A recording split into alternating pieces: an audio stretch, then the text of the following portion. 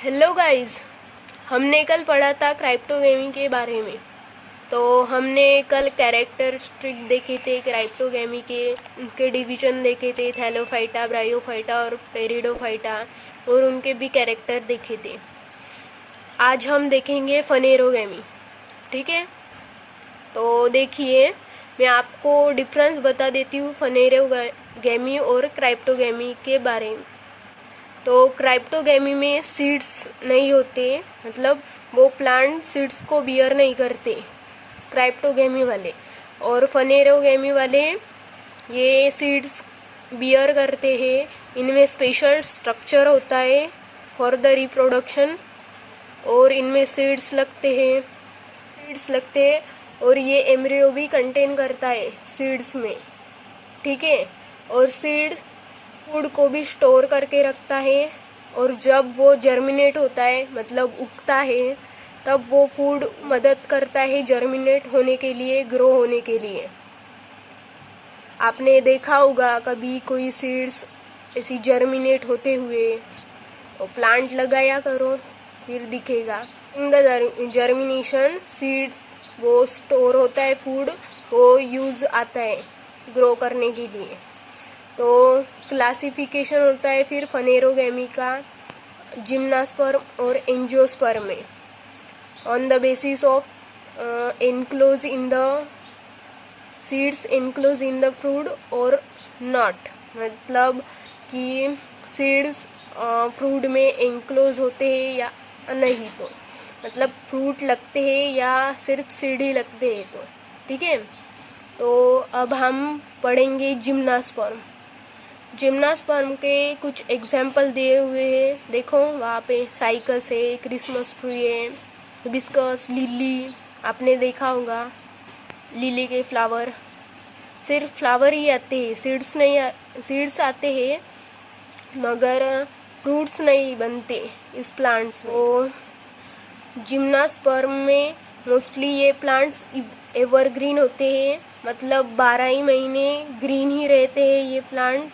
इनका stem hello रहता है, मतलब स्टेम वेल डेवलप नहीं रहता है, बड़ा होता है स्टेम। इनमें ये ब्रांचेस नहीं होते, बिना ब्रांचेस के होते हैं। ठीक है, और मैं आपको जिम्नोस का मतलब बता दूँ। जिम्नोस मीन्स नेक होता है और स्पर्म मीन्स सीड्स होते हैं। ठीक है, तो जिम्नोस्पर्म मतलब जिनमें सीड्स एनक्लोज नहीं होते। ठीक है, एनक्लोज नहीं होते फ्रूट में, वो ऐसे नेक रहते हैं, है ना। तो इसके एग्जाम्पल है साइकस, पिसिया मतलब क्रिसमस ट्री, थुजा, ये साइंटिफिक नेम है उन ट्रीज के। पीनस वगैरह, देवदार वो रहते हैं ना हिमालय में, देवदार के पेड़ बड़े बड़े रहते हैं, देखो उन्हें ब्रांचेस भी नहीं होती। इनमें फ्लावर होते हैं, लीव्स होते हैं, और इनके फ्लावर फीमेल और मेल होते हैं, डिफरेंट टाइप के 2 फ्लावर होते हैं। हाँ ठीक है, तो ऐसा होता है ये अपना जिम्नास्पर्म।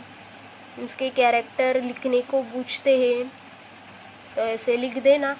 ठीक है, इनमें सीड पर नेचुरल कवरिंग नहीं होती, मतलब मैं बार बार कह रही हूँ आपको कि सीड्स फ्रूट में इनक्लोज नहीं होती, मतलब उन पर नेचुरल कवरिंग नहीं होती, सिर्फ वहाँ सीड्स ही रहते। आप देख रहे होंगे, यहाँ देखो जिम्नास्पर्म, ये साइकस है आई थिंक, दिख रहा है आपको, सिर्फ सीड्स ही लगे हैं। फ्रूट दिख रहे हैं क्या आपको? नहीं ना, तो ऐसे ही रहते हैं। ठीक है, आज मैं आपको दिखा नहीं सकती, वो पेड़ बहुत बड़े होते हैं, आप समझ सकते हो, और मेरे घर पे भी नहीं है वो। ठीक है, तो अब हम बढ़ते हैं एंजियोस्पर्म के बारे में। ठीक है, तो ये एंजियोस्पर्म बहुत बड़ा पेड़ रहता है। एंजियो का मतलब है कवर, मतलब एनक्लोज, और स्पर्म का मतलब है सीड्स, ठीक है। तो angiosperm means covered seeds, cover the seeds by the fruit, okay. और ऐसा होता है प्लांट, ये एंजियोस्पर्म का। एंजियोस्पर्म फिर डिवाइड होता है 2 डिवीजन में, एक है डाइकोटिलेडन और दूसरा है मोनोकोटिलेडन। मैं बताऊंगी आपको, फिलहाल ये देखते हैं, इनके कैरेक्टर देखते हैं। इनमें फ्लावर लगते हैं, ये फ्लावर और फ्रूट को भी बियर करता है। इनके जो स्टेम होते हैं वो वेल डेवलप होते हैं, ओके। इनमें कंडक्टिव टिश्यू भी होते हैं जो फूड और वाटर को सप्लाई करते हैं to the leaves for the photosynthesis process, for फिर वो अपना खाना बनाते हैं। तो ऐसे होते हैं। ये डाइकोटिलेडन और मोनोकोटिलेडन आपको बता देती हूँ मैंने आपको बताया था कि वो जो सीड्स होते हैं वो फूलने के बाद उनके 2 इक्वल पार्ट होते हैं। क्या आपने देखा है? मैंने पिछली वीडियो में बताया था, देखो। जो पी होती है उसको जब पानी में रख के हम फुलाते हैं 8-10 घंटे वाटर में रख के, तो वो ऐसे 2 इक्वल पार्ट होते हैं उनके। कभी देखे होगे ना, तो चने का वगैरह। तो आज हम देखते हैं डाइकोटिलेडन और मोनोकोटिलेडन, ठीक है। तो डाइकोटिलेडन और मोनोकोटिलेडन में एक डिफरेंस है, बहुत बड़ा कह सकते हो आप। डाइकोटिलेडन में क्या होता है कि सीड्स के 2 इक्वल पार्ट होते हैं, जब वो फूलती है तब दिखते हैं वो, तो इक्वल पार्ट होते हैं डाइकोटिलेडन में। पर मोनोकोटिलेडन में ऐसा नहीं होता, सिंगल ही रहते हैं। जैसे गेहूं के हो गए, चावल के, वो सिंगल ही रहते हैं ना सीड्स। और डाइकोटिलेडन के रूट, टैप रूट होते हैं, वेल डेवलप्ड होते हैं। और प्राइमरी रूट, उसको ही टैप रूट कहते हैं। मतलब वो जो सीधे रूट्स होते हैं वो मतलब बड़े और सीधे, फिर उसको ब्रांचेस आते हैं, ठीक है। और ये जो मोनोकोटिलेडन के हैं, इनमें फाइबरस रूट होते हैं, जो ऐसे फाइबर्स जैसे होते हैं। मतलब इसमें एक मेन रूट नहीं होता। ऐसे देखो, यहाँ पे दिख रहा है, ये देखो गन्ने का है रूट, दिखा। और ये टैप रूट ऐसा होता है, ये देखो दिख रहा है। और स्टेम इनके डाइकोटिलेडन के स्ट्रांग होते, हार्ड होते। आपने बनियान ट्री देखा होगा, बहुत बड़ा रहता है, उसका स्टेम देखा हो ना, कैसा स्ट्रांग रहता है, बहुत बड़ा है ना। और मोनोकोटिलेडन का हेलो रहता है, फॉल्स रहता है, मतलब ज़्यादा कुछ होता नहीं है। वो उसको तोड़ के देखोगे तो वो तुम्हें बीच में से ऐसे खुला ही दिखेगा, हेलो दिखेगा, हेलो डिस्क लाइक, ठीक है। जैसे बनाना का होता है, बाम्बू का होता है, और आपने देखा भी होगा पपया का भी होता है, ठीक है। इसके रूट रेटिकुलेट वेनेशन रहते हैं। रेटिकुलेट वेनेशन मतलब इनके 2 इक्वल पार्ट नहीं होते हैं इस लीफ के। इस पेड़ मतलब डाइकोटिलेडन प्लांट के जो लीफ रहते हैं वो 2 इक्वल पार्ट में क्या बोलते हैं उसको डिवाइड नहीं हो सकते। और मोनोकोटिलेडन के डिवाइड हो सकते हैं क्योंकि उनमें पैरेलल वेनेशन रहता है। मतलब बीच में से एक ऐसी लाइन रहती है और हम उसके 2 इक्वल पार्ट कर सकते हैं, मगर रेटिकुलेट वेनेशन के नहीं कर सकते, ठीक है। और ये फ्लावर, अब फ्लावर के बारे में देखते हैं डाइकोटिलेडन और मोनोकोटिलेडन के।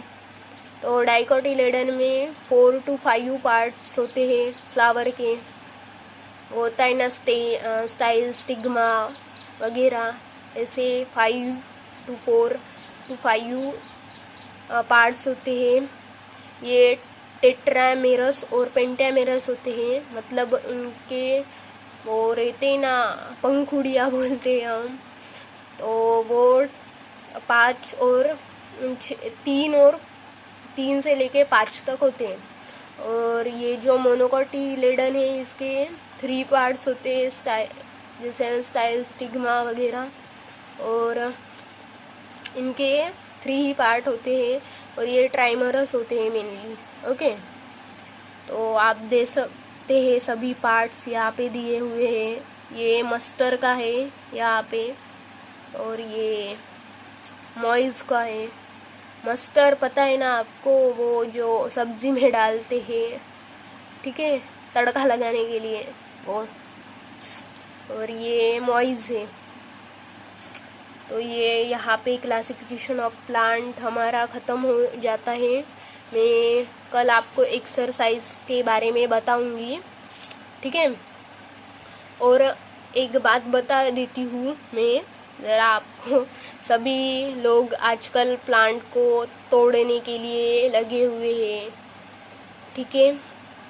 मैं आपको रिक्वेस्ट करना चाहूँगी, अगर आपको हो सकता है तो प्लांट लगा दिया कीजिए, 1-2 प्लांट हर एक साल में, ठीक है। और ठीक है, प्लांट बहुत बड़ा फ़ायदा होता है प्लांट के होने से।